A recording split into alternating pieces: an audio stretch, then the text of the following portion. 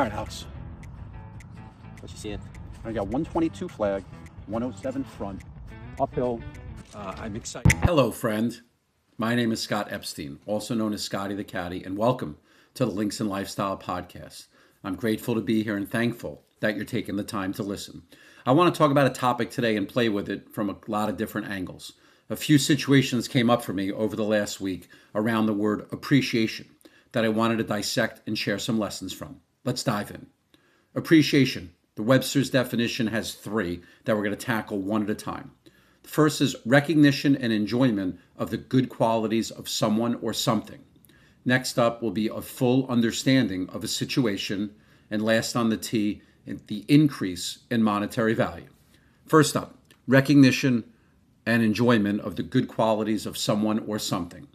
In my life, I appreciate and share my appreciation with folks consistently. Saying nice things and showing love and support are strengths of mine. Small gifts, acts of service, donating, volunteering, phone calls, text messages, kind words, listening empathetically, which is a big one. Most employees and friends and spouses especially, among their biggest complaints are not feeling listened to or appreciated. I know I can relate to that.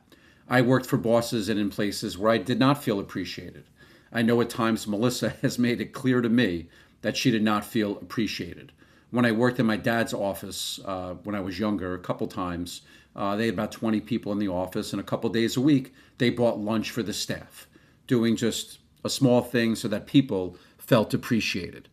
Last week at Secession was Caddie Appreciation Night, which is after the practice round of our member event every May.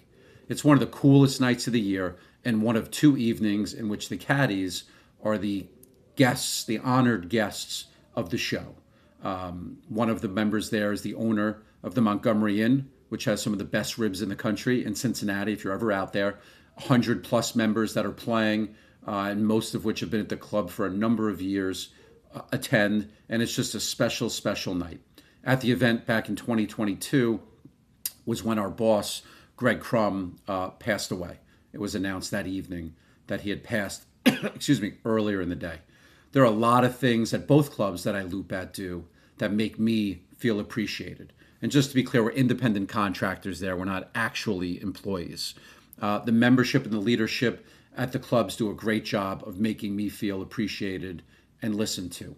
One of my bosses, Jimmy and Russ's greatest strengths is making us feel appreciated and feeling listened to. Last week at the member, I got to caddy for a member who was the gentleman that got me into Secession, the Matita Conch member.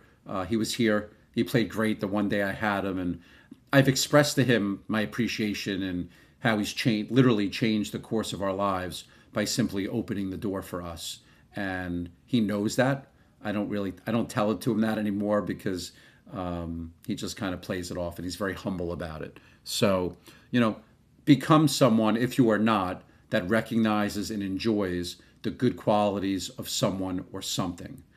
It can go a really long way, just doing something really nice and expressing appreciation. Which leads us into the second part of the definition, having a full understanding of a situation. So I highlighted Caddie Night 2026, how great it is every year. I missed it. I didn't go. Gwen had an award ceremony that evening at school, and I couldn't be in both places. And the Caddie Night was important for a number of reasons. Networking for our business. There's quite a few members that are obviously golfers and followers of Jesus, and quite a few have been following our social media stuff and liking and commenting, and it was an opportunity for me to get in front of them in a laid-back environment. We just got an award for a scholarship that the club does for a couple of members that passed away on 9/11. We're going to be diving into that in detail with a guest as we move forward in the podcast, but an opportunity to thank those people on that board and just all the members in general. My son Alex is coming home for the summer, and we're working on a couple job opportunities, both with members and the general manager at the club, who is his mentor in the scholarship program. I would have had an opportunity to do that as well, and I didn't. And then lastly, and most importantly in a joking matter, were the ribs. Evan's ribs are the best. I have a pretty solid eating reputation. Sober Scott doesn't drink or smoke when he goes there, but he's good to eat 2.5 racks of ribs. And I got to miss that as well. And like I said, I'm an eater. But, first time since 2018, since we've been here, that I had to miss the event, for Gwen's school thing. And it was the right thing to do. It was a hard decision, but I landed on the right one. And she was really happy that I went. And the kids in the Low Country are doing some pretty amazing stuff. So my point is, many decisions we're faced with, it's nearly impossible to have a full understanding of the situation, but we do the best we can. What are the risks? What are the rewards? What have I done in the past in a similar situation? Has it worked? Did it not work? I want to share a couple stories. One is a funny application of what we're talking about, and the other is around golf. So I grew up in Marlboro, New Jersey, and the last of our buddies from growing up is having a bachelor party. He's finally getting married in Mexico in December, and a wedding in Jamaica next April. Melissa gave me the space to make my own decision and do what I wanted. I got information regarding the bachelor party, got the costs. I'm a sober guy, and an opportunity to be away with my friends and no wives or kids around is not something we get to do often, and in some ways would be a lot of fun. I asked a couple of the guys what they were going to do. One buddy said, I'm a no. I don't trust myself in another country, which was an interesting take. Another, who's hilarious, said, and I want to get this right, why can't I have friends that plan a weekend to relax on the beach and read, play some pickleball, go out to a great steak dinner, and be in bed at 10 o'clock? That's more my style. That sounds like a great day. So after gathering and understanding and getting a full appreciation of the situation, I landed on no to the bachelor party and all in on Jamaica and the wedding. I told the bachelor that he had no problem with it. Melissa and I are excited to go to Jamaica. We're really forecasting that to be our next sort of big trip as a couple. We'll do something on the front end or the back end for a few days. And, I appreciated getting to the right decision and gathering the information. Now let's also apply it to golf, more importantly. If I have a long shot over water or over a hazard, should I go for it or should I lay up? If there's someone I play golf with who's maybe a slower player, or whose company I don't necessarily enjoy, should I keep playing with him or her? Heaven forbid I had a caddy who didn't provide me with the best experience. Not everyone loves Scottie the Caddie. How can someone not love my son? Mrs. Seinfeld loves to say. I don't take it personally. I take pride in providing a great experience and, most importantly, being pleasant and agreeable, but occasionally may miss the mark. Should you, the player, say something to the caddy? Should you say something to his boss? If Scottie misreads a putt and has you on the wrong side of the hole, should I rip into him or just stop asking him to make bad reads? So appreciation, having a full understanding of a situation. Melissa loves to say to me, I don't think you understand how much I do and what I do, as I ask her to do something else. She, like a lot of the super wives and moms out there, I don't know how you do it. It's amazing what you do. I appreciate it. Let me speak for all the men out there and say that I like to think we do understand and appreciate all you do and how effortless you make it look. Last on the T regarding appreciation of the briefest is increase in monetary value. If I own an asset, stock, house, baseball cards, this is obvious. Instead, I want to focus on skills and improving them, which leads to more significant increase in monetary value, but also value in general. There's a million skills we can get better at to increase our monetary value. Becoming a subject matter expert in what you do, for example, like I have or like to think I have in golf and caddying. Listening, becoming a more attractive person, not just physical, with being in great shape or at least better shape, but being positive, being happy, smiling, being in service to others. Energy. What type of energy are you putting out there? I'm a big believer in the law of attraction. What I put out is what's going to come back. We teach our kids it doesn't cost them anything. It costs you zero to be nice to people. So remember that. And just get a little better each day. That's a big mantra in this house, along with laser-like focus. Results come as a result of stacking wins.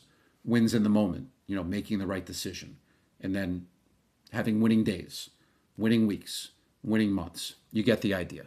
If you're enjoying this podcast, please like, comment, subscribe, share it with others on the platform you're listening to. It helps with the algorithm and all that stuff that I don't understand. Big finish. Win for the week, challenge, Bible verse. Win. We wrapped up an excellent month of April. I'm a big goal setter, as I mentioned. We talked about that before. But I set goals not just around revenue, links and lifestyle, habits, ways of being. We had a lot of check marks and wins, and especially in some new areas this month. Night abs was a big win. Stretching, eating choices have been really good. The kids are thriving, which is great. That's always a big goal each month. And I'm excited just to keep building on that, keep stacking those wins. Challenge, being present, patient, and loving. I've slipped a little bit on being where my feet are. I'm going to call balls and strikes on myself, and I hope that you would do the same. Like Michael Squins Polidorus famously says, I have a lot on my mind. It's a line that and a joke that Melissa and I use a lot in this house when one of us is talking to the other and we're just somewhere else. We have a lot on our mind. I'm heading north to New Jersey for the summer on June 5th, which will be here before you know it, and making each day count, especially time with the kids. There's a lot of activities and end of year stuff with school. It's important. It needs to be a focus of mine. I'll share my progress next week. Bible verse from Philippians 1 verse 3 states, I thank my God every time I remember you. This verse beautifully illustrates the Apostle Paul's heartfelt gratitude for the Philippians, emphasizing the importance of remembering and appreciating those in our lives. A couple takeaways. Gratitude is a habit. For years, when I woke and my feet hit the floor, I said, thank you, as each foot hit the ground. An important man and mentor in my life still does that. So gratitude not only for things, but people is a big thing in recovery. A great suggestion is to write down things you're grateful for and have a gratitude list and look at it often. It's hard to be angry or in a bad state of mind if you're not practicing or focused on what I or we are grateful for. And also cultivating relationships. A fulfilling and successful life needs deep, meaningful connection and relationships. That's one of my strengths. That's something I crave and something that I'm grateful for, especially in challenging times. It's real easy when things are good to be that guy bouncing off the walls and talking to people, but I and people also have a tendency to hide out when maybe they're struggling with something or things aren't good. Now, when things aren't good, I have people to lean into. I take them head on. I don't hide out. I don't keep to myself. This verse serves as a powerful reminder to express gratitude regularly, fostering a deeper appreciation for our loved ones and the community around us. God bless. Thank you for being here, and we'll see you next week.